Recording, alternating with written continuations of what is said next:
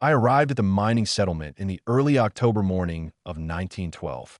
The mist clung stubbornly to the valleys, holding the shadows low, but the first weak light of the sun caught the mountain peaks, cutting through the gray like fragile glass. The road here was familiar. I had traveled it twice before over the past 5 years, yet something was immediately wrong. The place felt empty, though it should not have. A settlement like this one was never silent. Even from a distance, you could hear the rattle of carts, the distant bark of dogs, the thin, rising smoke from chimneys. But today, there was nothing. No movement, no sound, nothing to indicate the presence of life. The company had sent our group to investigate. Supply deliveries had stopped, the telegraph was silent, and there had been no reports from the senior foreman. Such interruptions were not unusual. Storms, minor accidents, illness, but there was no reason for them to be this prolonged. Our task was straightforward: assess the condition of the mine, restore communications, and determine why operations had ceased. I was to produce the official report. Nothing extraordinary was expected. We reached the outskirts just as the morning light was weakening through the fog. The horses balked. At first, I assumed it was the damp cold seeping through the trees. But they stood stiffly, heads down, tense in a way that suggested more than fear of the wind. Samuel Rhodes, our former hunter and guard, approached them quietly, calming them with subtle gestures. He never spoke of his unease, but I knew it was there. I checked my watch and made the first entry in my notebook. Habit, yes, but it helped anchor me to something tangible when the world seemed subtly off. The settlement itself was intact. Roofs unbroken, doors closed, windows unshattered. Yet the absence of life was complete. No smoke curled from chimneys. No shouts carried across the yard. Even the dogs, of which there had always been many, were absent. Before we go any deeper, take a moment to leave a comment below. Tell me where you're listening from and whether you've ever heard anything like this yourself. If you enjoy the story, hit that like button and subscribe. Thanks. Edgar Mills, the senior mine foreman, moved ahead. I noticed the slow, measured chew of his tobacco, unusually restrained. Something was unsettling him, though he tried to remain composed. We entered the central building, the office. Papers lay scattered but tidy, as if left at the close of a normal workday. The ledger was open, the last entry made on the very day the deliveries had ceased. The ink in the inkwell was half-dried, indicating someone had been there recently, though who and why, we cannot tell. Harold Pinch, our company accountant, began tallying supplies, murmuring figures to himself. Numbers could make sense of anything, he believed. Marion Bell, sent to check the telegraph line, sat at the desk, talking quietly to herself as she examined the apparatus. Her voice in the empty room sounded unnaturally loud. Clarence Wood, the mechanic, disassembled the generator, though there was nothing wrong with it. He never left machinery alone. Samuel stationed himself near the door, his back always to it, ever watchful. I noted it, said nothing. The only other person present was the local watchman, Silas Crow. He emerged silently from behind the building, unnoticed at first. Thin, with graying stubble and eyes that never lingered on the forest but scanned its edges, he greeted us briefly. The others are gone, he said. Long gone. I asked where exactly. He shrugged. Some went down, some went up. Not together. It was a poor answer. People in these mountains stayed together. I knew it. We settled into one of the houses near the office.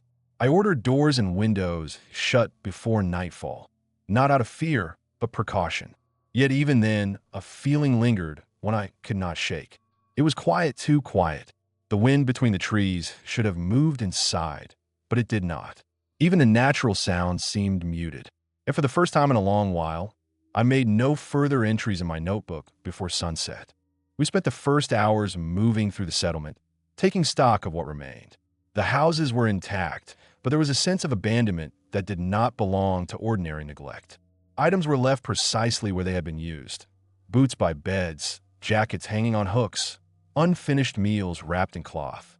The stillness was complete, yet the arrangement suggested deliberate care, or perhaps the absence of panic.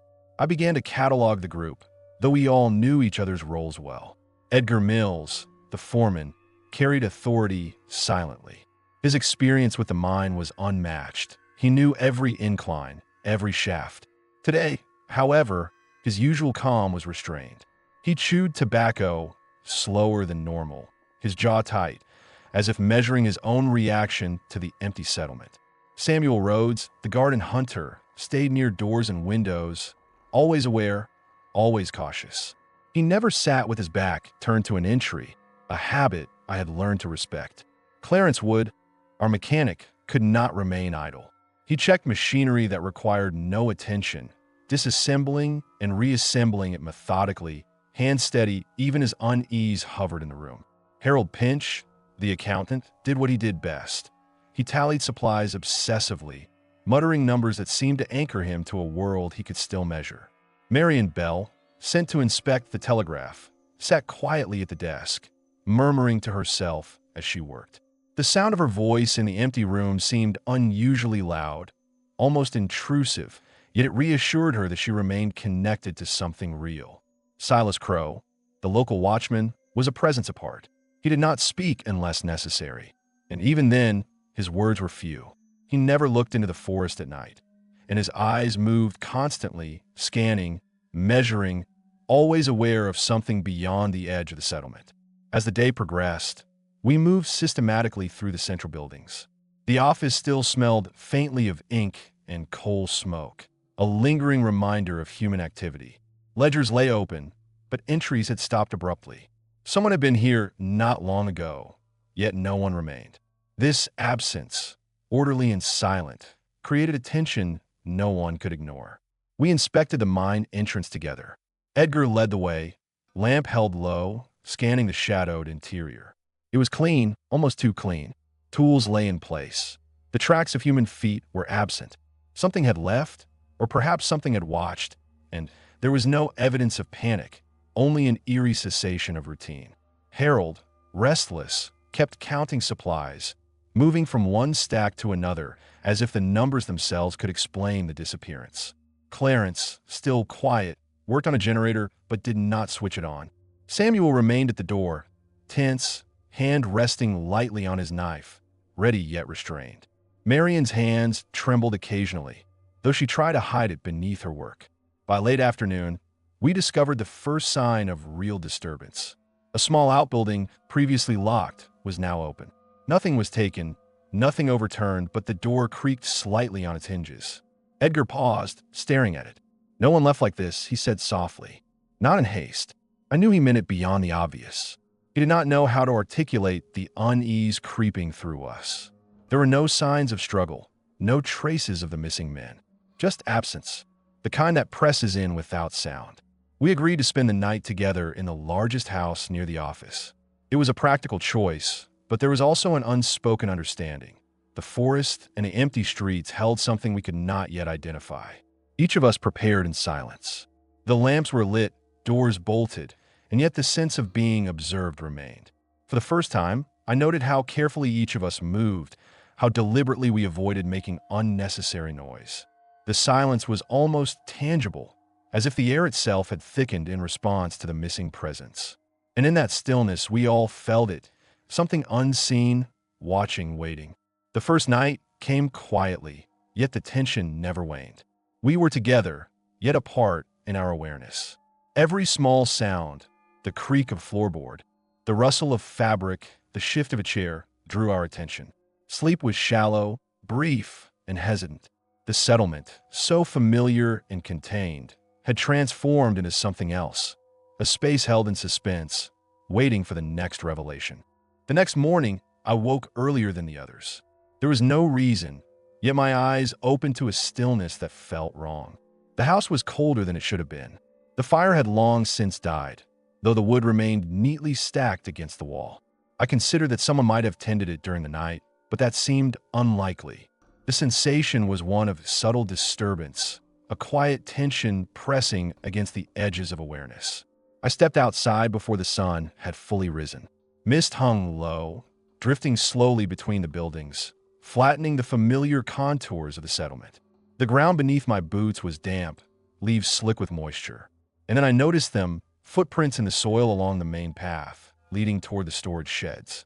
At first, I assumed a dog. There had always been dogs in the settlement. But these tracks were too deliberate, too measured, arranged in a way that suggested purpose rather than random wandering. Each step was evenly spaced, deep, deliberate. Samuel appeared behind me without a sound, as he often did. He crouched to inspect the tracks. "Dogs don't walk like this," he said quietly. I studied the prints again. He was right. The spacing and depth indicated a creature that moved with unnatural control. I could not identify it, and that alone unsettled me. We continued through the settlement. Everything else seemed normal at first glance, yet nothing felt normal. Doors remained closed but unlocked. Chairs were slightly shifted, not enough to indicate panic, yet enough to suggest movement. Supplies had vanished in several buildings. Food, tools, small items, but nothing was damaged or strewn about. It was as if someone or something had taken only what it needed, with precision. Harold cataloged the missing items meticulously, muttering numbers under his breath. Each absence seemed to weigh on him more than the last, a subtle anxiety growing beneath his surface calm. Edgar moved with cautious attention, inspecting the mine entrance once more. He did not enter far, but he lingered, frowning. "Too clean," he said finally. Nobody fled. Nobody left in fear. I asked him what he meant, because if they had, there would be signs, he said. Disarray. Panic. Here, there's nothing but absence. Marion tested the telegraph line again. The apparatus was intact, undamaged, yet silent. She murmured quietly to herself, an unconscious reassurance, as though speaking aloud might summon some hidden response. Clarence, in his habitual manner, repaired tools and examined machinery that required no attention. Samuel, still by the door, never relaxed. Even I found my hands trembling slightly as I examined the tracks, though I tried to hide it. By late afternoon, we reached the livestock enclosure. The gate, previously secure, now hung slightly ajar. Inside, the pens were empty. No blood, no evidence of struggle, only trampled earth and the faint scent of animals recently gone. Nothing was missing that could not be accounted for. Edgar studied the scene and shook his head. "They didn't leave together," he said, "and they didn't leave quickly." The weight of absence pressed on all of us as the day wore on. Each of us went about our tasks in near silence. Movements were careful, deliberate. We avoided sudden sounds. Each of us sensed the same thing. The settlement was not simply empty. It was being observed, tested, measured by some presence we could not identify. As night approached, footprints appeared at the windows of the house where we had gathered. Fresh, deliberate, small depressions in the earth around the foundation, then fading as if whoever made them had paused, considered us, then vanished. No one moved to investigate. Even Harold, counting supplies under his breath, stopped mid-tally. I noticed that the atmosphere had shifted. The morning had felt like a strange quiet. Now, the quiet was oppressive, heavy, expectant. It pressed against our ears, against our chests, demanding attention without sound. Each of us knew it instinctively. We were no longer alone, though no one would see the thing that was near. That night, the tension did not ease. The house, normally a place of shelter, felt hollow, as though the walls themselves were holding their breath. I could not sleep, and eventually I rose to stand at the window, peering into the mist that shrouded the settlement. It hung low, thick between the buildings, swallowing the familiar contours of the streets. Silas Crow was there, on the porch where he always sat, silent and still. He did not acknowledge my presence immediately. "Have you been alone here long?" I asked. "Long enough," he said. Simply, I settled beside him. The chill had seeped into my bones, though the house's fire had been tended. We watched the fog crawl over the empty yard. Minutes passed without words. "People think disappearance is quick," he said finally. "But here it is slow." I waited for him to explain. He did not. First comes the loss of food, then the loss of sound. Then they begin to leave their houses at night, alone for no reason. They say someone called. I asked who. He shook his head slightly. Not someone. Something. I wanted to ask more to understand, but he raised a hand, stopping me. "You are not of these mountains," he said. "You think naming it will make it less. Here, it does not work that way." Later that day, Edgar discovered a small journal in one of the houses. It had belonged to a miner, chronicling ordinary days at the mine, aches in the back, complaints about weather, brief notes on work. The final pages were different. Rushed, jagged, almost panicked. On several pages, the same phrase repeated, "It waits and listens." Edgar stared at it for a long time without comment, then crumpled the paper and tossed it onto the fire, leaving it smoldering but unburned.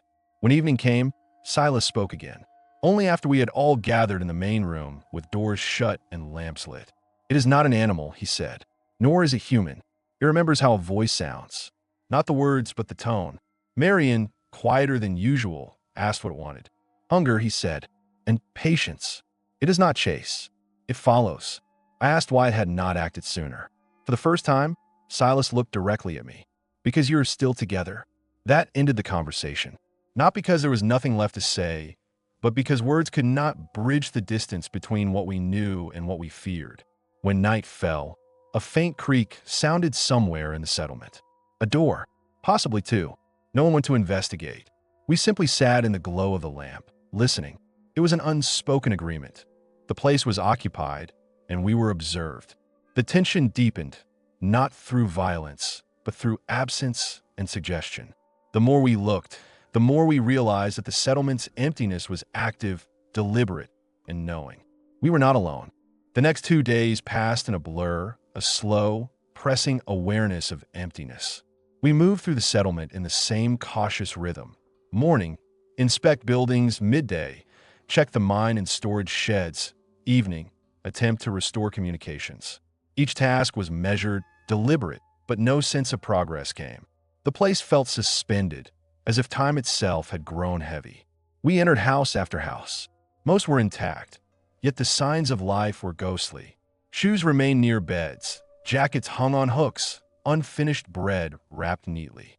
Some contained children's toys, carefully placed on shelves, as if left intentionally for us to see. Nothing was missing, and yet everything felt off. No trace of panic, no evidence of struggle, nothing overt, just absence, calculated and precise. Clarence discovered a lantern in a workshop, blackened at the wick, extinguished long ago. It had clearly been lit, then abandoned. Someone, or something, had been there, but left without disturbance.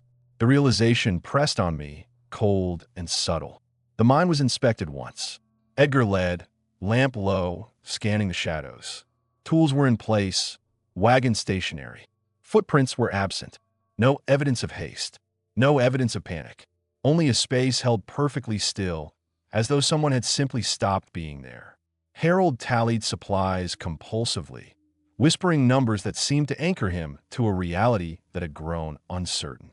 Clarence worked silently, hand steady, repairing machinery that did not need repair. Samuel remained stationed near doors, hand on the knife, alert yet immobile. Marion's hands shook slightly as she tested telegraph wires. By late afternoon, we found more written evidence. One journal was found near the creek, pages abruptly ending mid-sentence. Another, in the watchman's hut, described the same scenario. Footsteps outside the windows, stopping whenever the writer paused to listen. The words carried the weight of someone deeply unsettled, a careful record of being watched. Silas would not enter these buildings. He stood on the porch, eyes moving over the fog-obscured settlement. "It is not like being ignored," he said quietly. As night fell, we began to notice movement. Not human, not animal, just something in the space around the buildings. A faint creak, a slight weight shifting, footsteps that were felt more than heard. Samuel heard it first, then I, then all of us. Doors that had been locked and bolted earlier were sometimes found ajar. No signs of forced entry. Footprints led to the edge of the house, stopped, and disappeared. Our awareness sharpened with each passing hour. The settlement was alive in absence, its emptiness deliberate, and we were its audience. We congregated in the largest house as darkness deepened. Decisions were unspoken, made instinctively. Stay together, do not leave the light, do not respond. Even Harold, normally meticulous, abandoned counting at some point. He pressed food under the beds, protective, methodical, as though hiding it from some unseen watcher. By midnight, I sensed it nearby. Not through sight, but a weight in the air, a pressure that pressed against the walls and floors. I knew it was observing, waiting. No sound, no movement, only its presence, patient, enduring. It had measured us, and it would continue to do so. The night passed in a suspended, unbearable stillness. Not through action, not through violence, but through the meticulous awareness that we were watched by something that required no effort to terrify. The absence was an active thing, deliberate, intelligent. We did not sleep. We cannot. Night had settled like a weight over the settlement. The fog pressed against the windows, thick and unyielding. We stayed huddled in the largest house, lamps casting weak, quivering circles of light across the wooden floors. I sensed it before I saw anything, an absence that was present, a stillness so unnatural that even the walls seemed to hold their breath. Edgar was the first to lift his head. He stood in the corner, lamp in hand, eyes fixed on the far doorway, though he did not look at the wood itself. His jaw was tight. The usual calm of the foreman was gone. He whispered to himself, words I could not hear, as though repeating them would anchor him to reality. Then I saw it, only a shadow, a silhouette just at the edge of the light. It was not fully visible, yet unmistakable. The proportions were wrong, too tall, too broad. Its presence filled the corner, but without movement.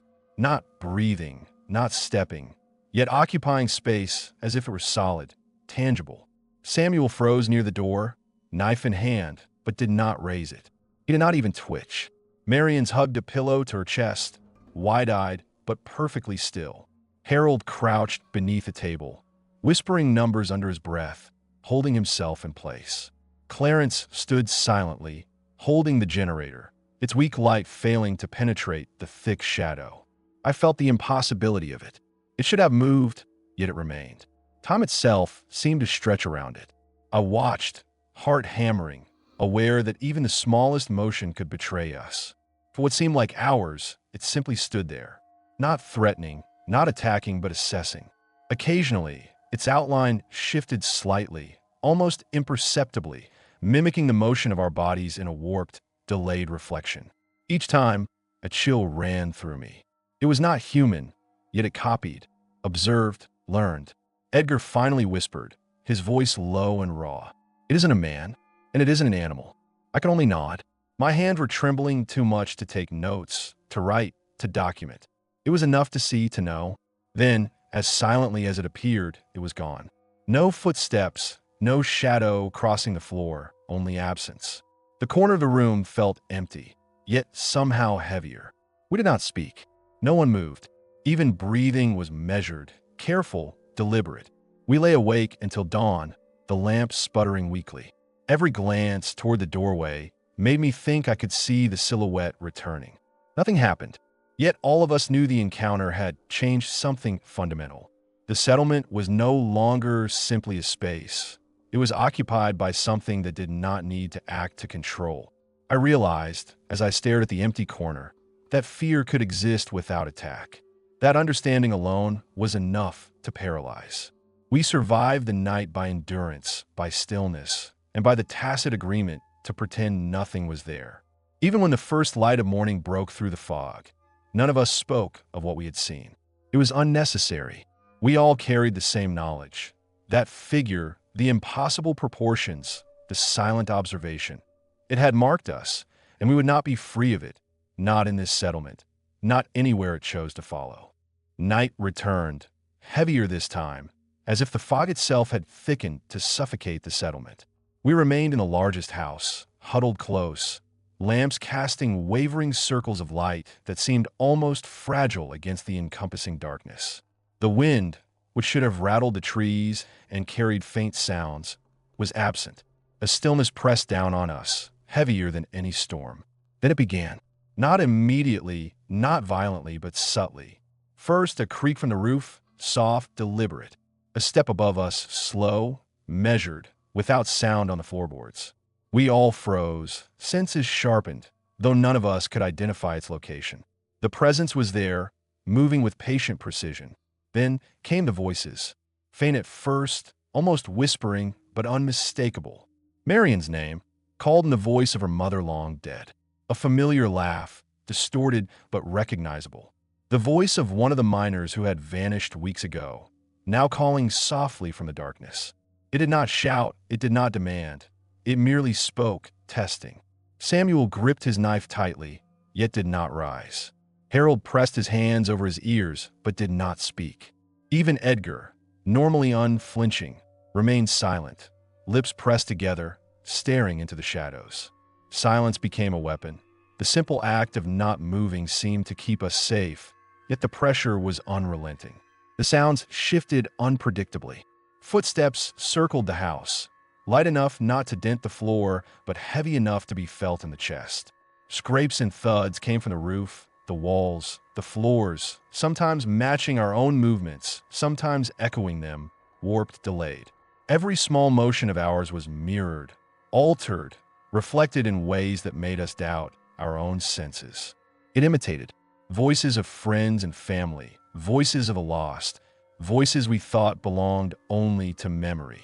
It repeated them without understanding, without logic, simply to observe our reactions. Each recognition brought panic, and each hesitation tightened its hold. I realized that the terror was not in being attacked, but in endurance. Every second of waiting, every breath, every subtle twitch was noticed, recorded, and fed into the slow pressure it exerted. It did not need to act, because our fear of action was sufficient. Hours passed, minutes blurred, the night stretched endlessly, punctuated by these faint, relentless noises. I could feel the strain in the group. Eyes darted toward corners, toward shadows beyond the weak light. Hands trembled. Breaths came shallow and quick. Not one of us moved beyond what was necessary to survive, but the strain of immobility weighed like lead on our chests. Then, as if sensing the first light, it ceased. No more voices, no creaks, no pressure. The absence itself returned, though heavier, as though marking us. We remained frozen for several minutes afterward, unsure if the silence was real or another trick. By dawn, exhaustion had claimed us. Sleep had been shallow, intermittent, but none of us spoke. We gathered what remained of our courage and prepared for daylight. The knowledge lingered. It had not attacked, yet the psychological toll was immense. It had tested us, learned our limits, and retreated only because the night ended, not because it had been stopped. Even in daylight, a residue of awareness remained. Every movement, every sound carried the weight of its previous presence. We had survived, yes, but the ordeal had left something behind, an understanding that we were not safe, that the entity's reach was patient and persistent. We left the settlement at first light, moving along the same narrow path that had brought us there. The fog had lifted slightly, but the mountains remained shrouded in a muted gray, as if the sun itself hesitated to break through. Each step forward felt heavier than it should, though the road was familiar. The memory of the nights, of the shadows and the silence, clung to us like a second skin. Edgar led the way, silent, scanning the edges of the forest, his experience guiding him. But even he did not speak. Samuel walked beside him, knife in hand, alert but restrained. Marion glanced back more than once, shivering as if the fog itself might hold the figure we had seen. Harold walked with his eyes on the ground, counting each step, muttering numbers under his breath in a ritual to preserve sanity. Clarence followed, quiet and methodical, repairing nothing, simply walking. Silas accompanied us only to the edge of the woods. At the border of the settlement, he paused and looked over his shoulder.